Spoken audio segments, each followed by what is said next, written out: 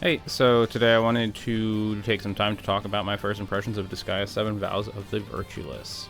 Just so you know where I'm coming from, my history with Disgaea starts back in the early 2000s when someone at a GameStop recommended I try it out. I did, I fell in love, eventually going back to get 2 and getting both 3 and 4 on release. After 4 I took a break from the series though, as I no longer had a console. When I saw the games starting to come to Steam, I started picking them up over time to relive my childhood nostalgia. I haven't played 5 or 6 since I wanted to beat all of the earlier games before moving on, so why jump to 7? Well, obviously I've started making videos, and some of those being more angled at review and critique. With the game coincidentally coming out at this point, it felt right. This is a long-winded way of saying I'm coming into this as a fan of the series, setting and core mechanics, though I've been away for the last few iterations, so any major changes or directional shifts I've missed out on. As a last note before jumping in, I will be continuing to play this and make notes with an eventual review down the line. For now though, here are my first impressions on Disgaea 7. First, the move to full 3D models is not something I particularly enjoy. It sort of reminds me of when Pokemon moved to full 3D. The colors look washed out, the animations look less impressive. If the speed of improvement matches that of Pokemon, I think there is cause for concern for future games that use this as well. I don't think there are any games I feel have done a good job of migrating high-end pixel art into full 3D. I feel like a lot of the character of the game is lost as well. It reminds me of Fire Emblem shifting to full 3D as well, if you need another example. On the opposite side of this, the 2D art is absolutely fantastic. Art for all of the characters is wonderful. The characters themselves are charming, though sometimes can come off a little over the top even for a Disgaea game, but nothing that's offensive, just a little secondhand cringe.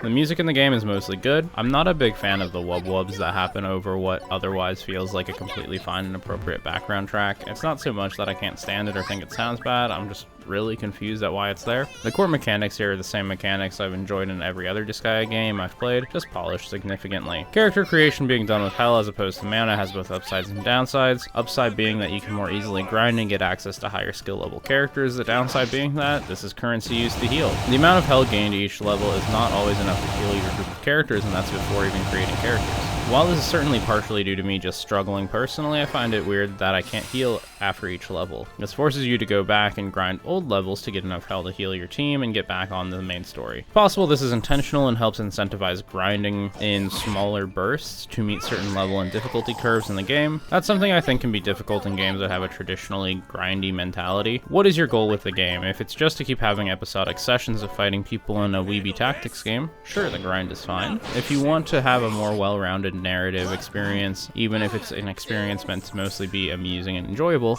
I think smoothing the grind curve a bit would go a long way. I'm not sure if reducing hell income and having auto heal would be correct or how that would work, but there are possibilities I think could be used to curb this out to be a more fluid experience. The only real complaint I have so far with the gameplay is the geo symbols. They don't have the same da-da-da-da-da-da-da-da one at a time light up and change color that I'm used to from the earlier games. Instead it ripples out like a wave. If this worked as I assume is intended, I think it would be fine. Unfortunately for the game, it seems that the waves can become staggered on top of already not being the most visually impressive. The audio effects seem to overlap, creating this odd and obnoxious cascade of sound. While in the end it's nice that it's quicker, the change has been implemented poorly. The last thing to really hit on is pricing. It's really sad to see a new game come out on sale at 30% off of the total price for the complete edition of the game at $105. This is made worse too by the fact that I've seen people say the content on console was also $99. This gets you the DLC and starting packs on top of your usual art book and soundtracks, but man, for day one to have all this content locked and ready to go is a punch in the gut. I've seen similar frustrations, so I know I'm not the only one that thinks this is a huge stretch. Ultimately, I bought it though, and yeah, I guess I'm a sucker for doing so. With that, I don't feel I can confidently recommend the game. While the game looks and feels great to play, for the most part it feels insulting. It locks you into paying quite a lot of money with the fear of missing out on a 30% sale with the large amount of day one DLC included. While I'm happy to support companies that make a good product, the monetization at play here seems more predatory than most. If you absolutely need to play the newest Disgaea game, I think you can do so with minimal concern as long as the price is within your budget. Anyway, thanks for watching, I'll see you later. Bye!